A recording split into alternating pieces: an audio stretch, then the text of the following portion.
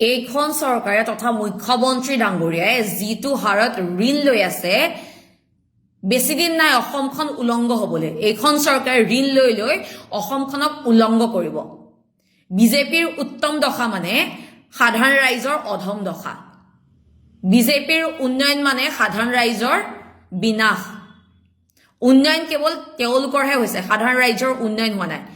এইখন চৰকাৰে মুখ্যমন্ত্ৰী ডাঙৰীয়াই কয় যে ইমানেই বিকাশ হৈছে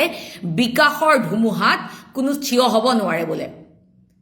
বিকাশৰ ধুমুহাত কোনো থিয় হ'ব পৰা নাই হাঁহি উঠে এওঁলোকৰ কথা শুনিলে ইমানেই বিকাশ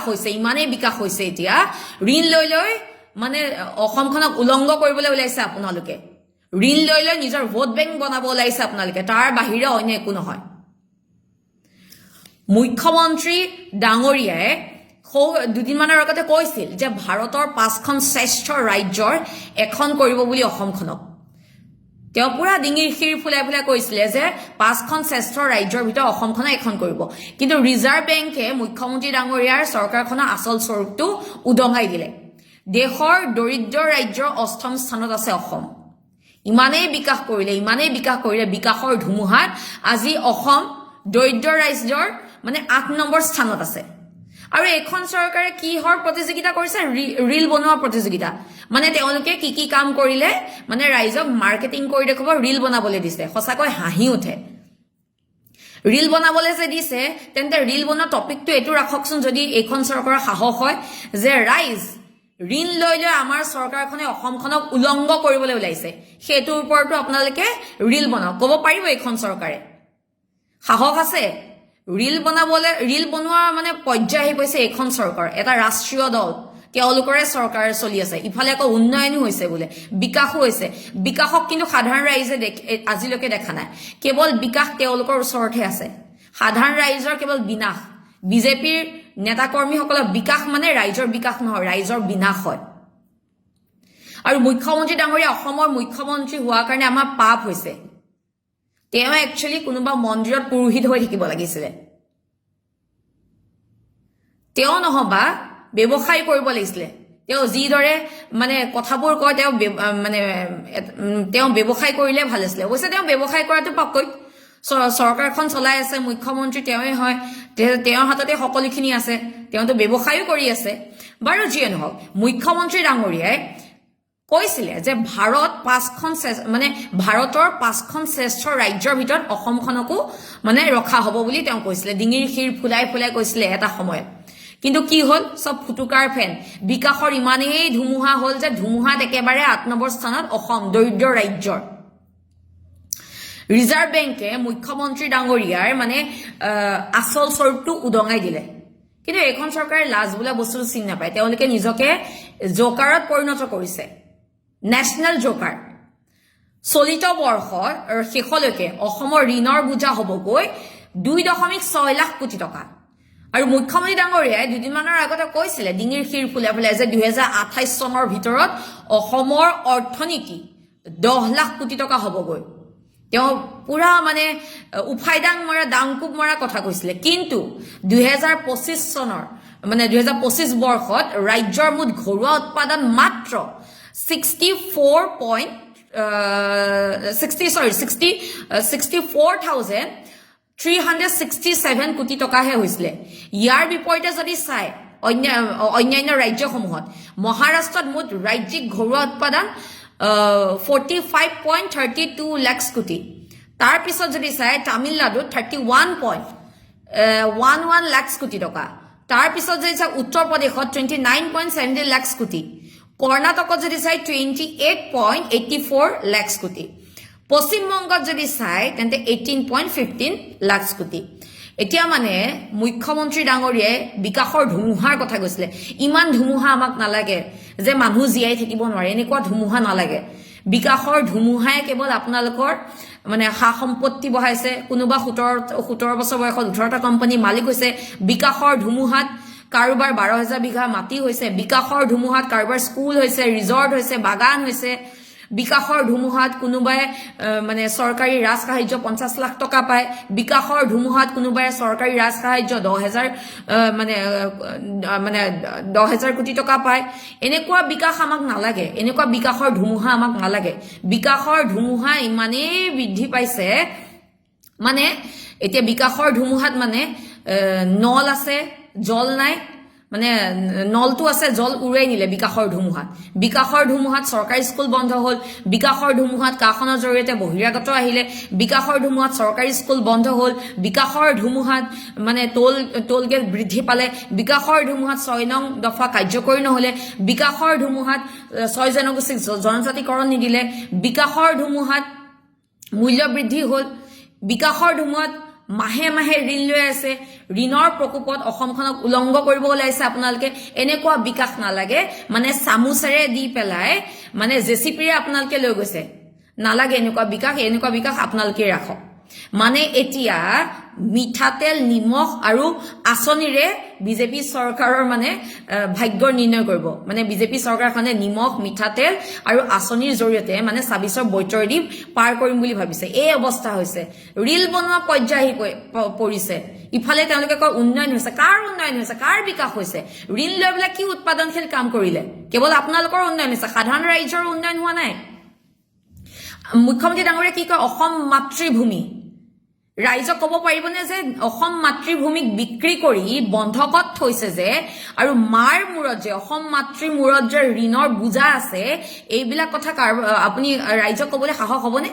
নিজ মাতৃভূমিক যে বিক্ৰী কৰি বন্ধকত থৈছে আৰু মূৰৰ ওপৰত যে ঋণৰ বোজা এইবিলাক কথা ৰাইজক জনাওক লগতে সদনত দাখিল কৰা সপ্তম ৰাজ্যিক বিত্ত আয়োগৰ প্ৰতিবেদনৰ ভয়াৱহ তথ্য পোহৰলৈ আহিছে যদি চাই ঋণ আৰু হিতাধিকাৰী আঁচনি বিধ্বস্ত হৈছে আমাৰ ৰাজ্যৰ অৰ্থনীতি ঋণ আৰু হিতাধিকাৰী আঁচনি বৃহৎ পৰিমাণৰ ঋণ লোৱা আৰু ঋণৰ ধন অনুৎপাদনশীল কামত ব্যৱহাৰ কৰাৰ মানে এটা বিৰূপ প্ৰভাৱ পৰিছে আমাৰ ৰাজ্যৰ অৰ্থনীতিত আঁচনিত বছৰি ব্যয় হ'ব লগা 10,860 কোটি টকাই ৰাজ্যৰ অৰ্থনীতিত ব্যাপক ক্ষতি কৰিব আৰু কৰিছেও সঁচাকে বহুত এটা ভয়ানক পৰিস্থিতি আহি পৰিছে কিন্তু এইখন চৰকাৰে মানে একো নাই তেওঁলোকৰ কাৰণ তেওঁলোকে নিজৰ উন্নয়ন কৰি লৈছে তাৰপিছত তেওঁলোকে ৰাইজক আকৌ ৰিল বনাবলৈ ক'ব তাৰ বাহিৰে অন্য একো নহয় অসমখনক ঋণ লৈলেও উলংঘ কৰিব বিচাৰিছে এতিয়া কথা আছে জনমূৰি ঋণ কিমান হ'ব অলপ আমাক জনাওক এইখন চৰকাৰে জনমূৰি ঋণ কিমান আছে কেতিয়াবা মানে ভাবিলে লাজ লাগে য'ত মানে আয় বেছি হ'ব লাগিছিলে তাত ঋণৰ পৰিমাণে দিনক দিনে বৃদ্ধি পাইছে য'ত আমাৰ আয় হ'ব লাগিছিলে তাত ঋণৰ পৰিমাণে দিনক দিনে বৃদ্ধি পাইছে আৰু যদি চাই আমি যদি কথাটো গুৰুত্বভাৱে ভাবো ইয়াৰে কিমান শতাংশ আমাৰ মানে অসমবাসীৰ কামত আহিব আৰু কিমান শতাংশ এওঁলোকৰ এইখন চৰকাৰ নেতা পালি নেতাৰ মানে পকেটত যাব এই যে ঋণ লৈছে ইয়াৰে কিমান শতাংশ অসমবাসীৰ কামত আহিব আৰু কিমান শতাংশ এওঁলোকৰ পকেটত যাব এইটো এটা ডাঙৰ প্ৰশ্ন লোন লৈ পেলাই ঋণ লৈ হিতাধিকাৰী সৃষ্টি কৰে তাৰ পিছত হিতাধিকাৰীক সৃষ্টি কৰি বস্তুৰ দাম বঢ়াই ৰাইজক লুটি লোনৰ ইন্টাৰেষ্ট দি আছে আৰু এইখন চৰকাৰে এতিয়া প্ৰশ্ন হ'ল যে কি উৎপাদনশীল কামত খটালে এইখন চৰকাৰে ঋণ যে লয় কি উৎপাদনশীল কামত খটালে মানে লোন লৈ হিতাধিকাৰীক দি তাৰ পিছত বস্তুৰ দাম বঢ়াই ৰাইজক লুটি পেলাই লোনৰ ইন্টাৰেষ্ট দি আছে এইখন চৰকাৰে মুখ্যমন্ত্ৰী ডাঙৰীয়া যে কয় মুখ বোলে দুইফালে কিয় মাৰিছে এতিয়া ৰাইজকে আপুনি দুইফালে চেপা দিছে ক'বলৈ গ'লে এইখন চৰকাৰে এতিয়া ঋণৰ ওপৰত ঋণ লৈ পুনৰ ঋণ পৰিশোধ কৰাটো একো ডাঙৰ কথা নহয় এইটো অৱশ্যে লাজৰ কথা ঋণৰ পৰা ঋণ লৈ পুনৰ ঋণ পৰিশোধ কৰাটো এইটো কোনো ডাঙৰ কথা নহয় এইটো আমি কিন্তু সাধাৰণতে আমি লাজ অনুভৱ কৰোঁ কিন্তু এইখন চৰকাৰটো লাজ নাই ঋণ লওক কোনো কথা নাই কিন্তু এই যে ঋণৰ টকাৰে 50-60টা মান যদি ডাঙৰ ইণ্ডাষ্ট্ৰী নিৰ্মাণ কৰিলে হয় তেওঁলোকে ডাঙৰ 50-60টা মান ইণ্ডাষ্ট্ৰী নিৰ্মাণ কৰক প্ৰয়োজনীয় ব্যক্তিগত খণ্ডৰ লগত মিলাই লওক আমাৰ তাত আপত্তি নাই কিন্তু তাকে নকৰি কনষ্ট্ৰাকটিভ কাম নকৰি পেলাই উন্নয়নশীল কাম নকৰি পেলাই কেৱল ভোট বেংক সৃষ্টি কৰিলে আমাৰ আপত্তি আছে কিন্তু উৎপাদনশীল উন্নয়ন নালাগে এইখন চৰকাৰক উৎপাদনশীল উন্নয়ন এওঁলোকে বেয়া পায় উন্নয়ন কেৱল তেওঁলোকৰ হোৱা তেওঁলোকে নিজৰ হোৱাটো বিচাৰে এইখন চৰকাৰে কেৱল লোন লৈ মানে ঘিউ খাবই,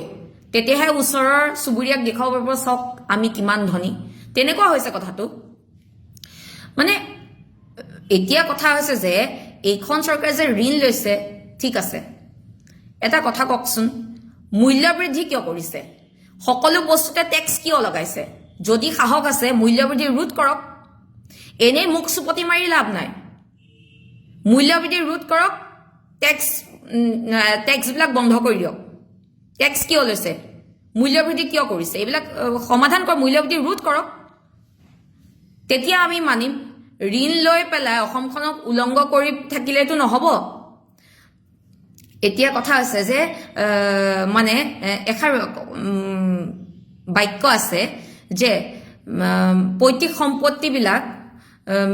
যিবিলাক আমাৰ পৈতৃক সম্পত্তি আছে, আমাৰ বাপ দাদাই অৰ্জন কৰি গৈছে, সেইবিলাক সম্পত্তি পুতেকে বিক্ৰী কৰি পৰিয়ালৰ সদস্যসকলৰ মূৰত ঋণ জাপি দি সংসাৰ চলাই থকাটো এইটো সফল ব্যক্তিৰ পৰিচয় নহয়। আমাৰ বাপ দাদাই আৰ্জি যোৱা সম্পত্তি বিক্ৰী কৰি পৰিয়ালৰ মূৰত ঋণৰ বোজা জাপি দি সংসাৰ চলাই থকাটো এজন সফল ব্যক্তিৰ পৰিচয় নহয়, বিফল ব্যক্তিৰহে পৰিচয়। কিন্তু এখন চৰকাৰে বুজি নাপায়, মুখ্যমন্ত্ৰী ডাঙৰীয়ে বুজি নাপায়। মুখ্যমন্ত্ৰী ডাঙৰীয়ে ক'ব যে বিকাশ বিকাশ বিকাশ, বিকাশৰ ধুমুহাত বোলে কোনো থিয় হ'ব পৰা নাই। ইমানেই বিকাশ কৰিলে যে বিকাশৰ ধুমুহাত আজি অসম 8 নম্বৰ স্থানত, দৰিদ্ৰ ৰাজ্য। ইয়াতকে আৰু কি বিকাশ লাগে? লোন, তেওঁলোকে ভাবে যে ঋণ লোৱাটো বেয়া কথা নহয়। মানে আমি আকৌ ভাবো যে ঋণ কোনবিলাকে লয়? যিবিলাক মানুহে মানে সংসাৰ চলাব নোৱাৰে, যিবিলাক মানুহৰ হাতত পইচা নাই, টকা পইচা নাই, সেইবিলাক মানুহে ঋণ লয়।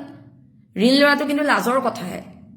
ঋণ লৈছে, লৈ পেলাই কি উৎপাদনশীল কাম কৰিছে সেইটো ডাঙৰ প্ৰশ্ন। উন্নয়ন কাৰ হৈছে? ঋণ লৈ কিমান শতাংশ ৰাইজৰ কামত খটুৱাইছে আৰু কিমান শতাংশ আপোনালোকৰ পকেটত গৈছে?